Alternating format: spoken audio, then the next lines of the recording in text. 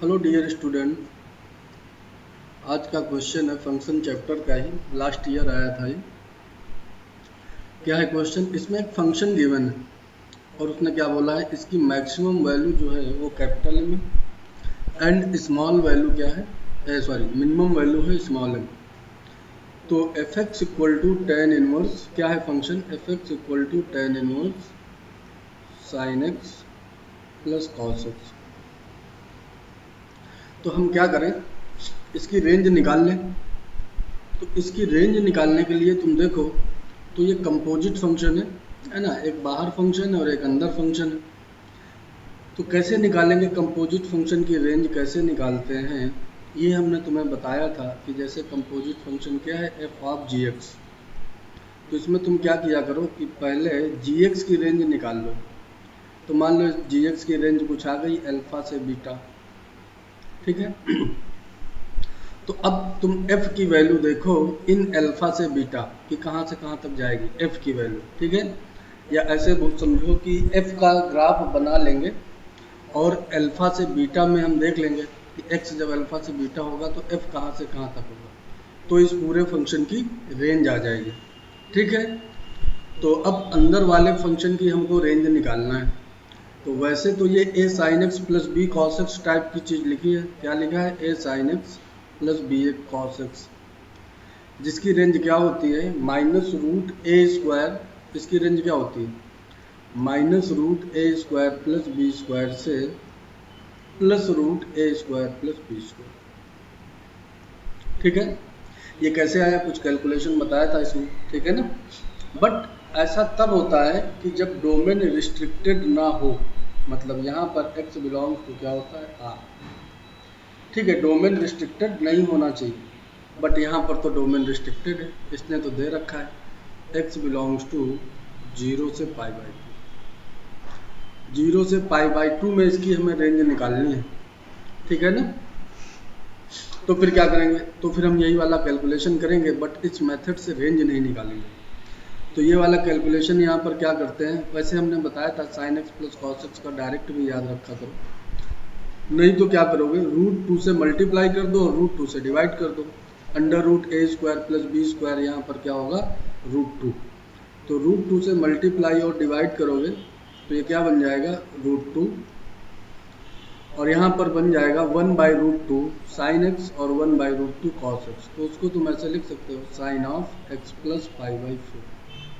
ऐसा कैलकुलेशन बहुत बार किया होगा इसलिए ज़्यादा डिटेल में नहीं जा रहे हैं, ठीक है ना। तो ये ऐसा बन गया। अब इसकी रेंज हम निकाल लेंगे कहाँ पर, 0 से पाई बाई 2 में, x बिलोंग्स टू 0 से पाई बाई 2। तो कैसे निकालेंगे इसकी रेंज, ग्राफ बनाएंगे इसका हम। तो sine x plus pi by 4 का ग्राफ बना लो। तो कैसे बनेगा इसका ग्राफ, इसका ग्राफ बनेगा, हम क्या करेंगे पहले तुम साइन x का ग्राफ बनाओ। शिफ्टिंग ऑफ ग्राफ तुम्हें हमने पढ़ाया था। तो साइन एक्स का हमने ग्राफ बनाया 0 से पाई, ये 0 होगा, ये पाई होगा, ये पाई बाई 2 होगा, ठीक है। यहाँ पर क्या वैल्यू होगी, यहाँ पर वैल्यू होगी 1, है ना। या ऐसे समझो कि रूट 2 से अगर मल्टीप्लाई कर दें तो रूट 2 हो जाएगी। तो चाहो तो यहीं पे मल्टीप्लाई करो तो ये क्या वैल्यू हो जाएगी रूट 2। अब तुम्हें क्या करना है, तुम्हें x plus pi by 4 sign X plus pi by 4 का ग्राफ बनाना है। तो तुम क्या करो, इस ग्राफ को पाई बाई 4 डिस्टेंस पीछे शिफ्ट कर दो। ये पाई बाई 4 होगा, पाई बाई 4 पे वैल्यू कितनी होगी साइन एक्स की पाई बाई 4 पे वैल्यू क्या होती है 1 बाई रूट 2, उसमें रूट 2 से मल्टीप्लाई कर दोगे तो ये 1 हो जाएगा, और यहाँ पर क्या होगा 3 पाई बाई 4। अब इस पूरे ग्राफ को हमें क्या करना है, पाई बाई 4 डिस्टेंस से पीछे शिफ्ट कर देना है। तो जब तुम पाई बाई 4 से पीछे शिफ्ट करोगे तो क्या होगा, ये जो पाई बाई 4 वाला पॉइंट है ये कहाँ पर आ जाएगा, ये वाई एक्सिस में आ जाएगा,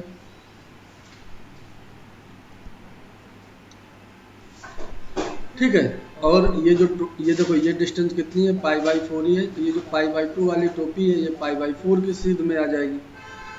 तो तुम्हारा जो ग्राफ होगा और ये वाला जो पॉइंट है ये इधर आ जाएगा, ठीक है ना।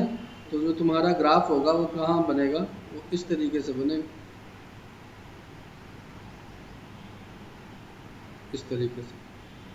ठीक है, ये पॉइंट क्या होगा, ये 0 होगा, मतलब यहाँ पर 0, तो यहाँ पर वैल्यू क्या होगी, ऐसे भी देख सकते हो तुम वैल्यू निकालने के लिए, √2 साइन ऑफ x प्लस π/4 है ना। तो ऐसे चेक कर सकते हो कि x जब 0 होगा तो इसकी वैल्यू क्या होगी, तो क्या होगी, x इक्वल टू 0 पे साइन π/4, जो कि क्या होता है 1/√2, उसको √2 से मल्टीप्लाई कर देंगे तो ये क्या हो जाएगा, ये 1 हो जाएगा।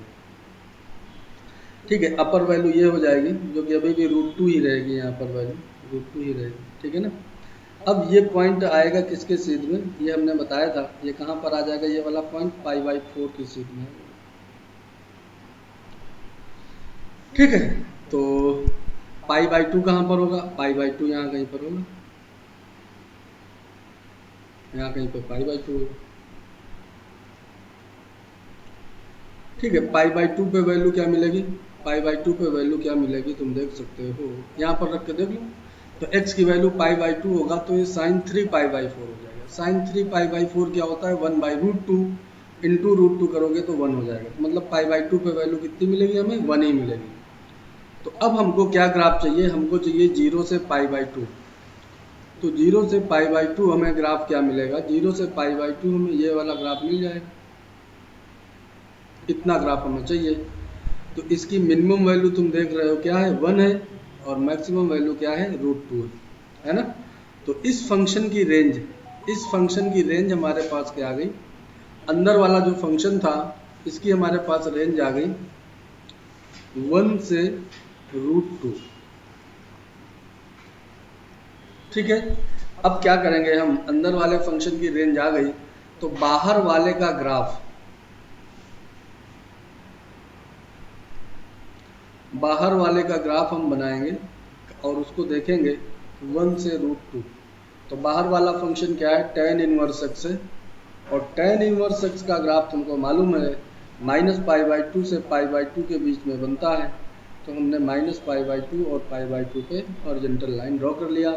और ग्राफ कैसे बनता है, ग्राफ कुछ इस तरीके से बनता है। ठीक है ना। तो अब तुम्हें कहाँ पे देखना है ये ग्राफ, तुमको 1 से √2 देखना है, ये x एक्सिस। तो 1 से √2, तो 1 कहाँ पर होगा, 1 यहाँ कहीं पे होगा, और √2 इसके आगे होगा। तो 1 पे वैल्यू क्या मिलेगी, tan इनवर्स 1, ये tan इनवर्स x का ग्राफ है। तो 1 पे वैल्यू क्या मिल जाएगी, tan इनवर्स 1, और tan इनवर्स 1 क्या होता है, π/4 होता है। और √2 पे वैल्यू क्या मिलेगी, √2 पे वैल्यू मिलेगी tan इनवर्स √2, इस तरह लिख देते हैं। ठीक है, ये वैल्यू क्या होगी, tan इनवर्स √2। ठीक, तो अब हमारे पास फाइनली इस फंक्शन की रेंज जो हमारे पास f था, उसकी रेंज हमारे पास f की रेंज क्या आ गई, π/4 से tan इनवर्स √2। ठीक है, तो अब स्मॉल m का हमारे पास काम कौन करेगा, π/4, और कैपिटल M का काम कौन करेगा, tan इनवर्स √2। ठीक है, अब तुमको वैल्यू किसकी निकालनी है, देखो तुमको वैल्यू निकालनी है tan of capital M minus small m। तो इसमें तुम फार्मूला लगा दो tan a माइनस b का, तो क्या हो जाएगा, tan capital M minus tan m upon 1 plus tan m। ठीक है, अब चाहो तो यहीं पर m की वैल्यू रख दो, चाहो तो थोड़ा अलग से देख लो कि tan कैपिटल M क्या होगा। तो tan कैपिटल M हम यहाँ तुमको दिखाते हैं, कैपिटल M की वैल्यू रखो tan इनवर्स √2।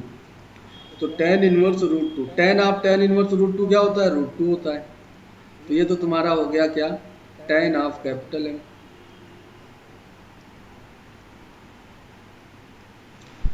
ठीक है, और tan ऑफ स्मॉल m, तो tan π/4 वो तो 1 ही होगा, है ना।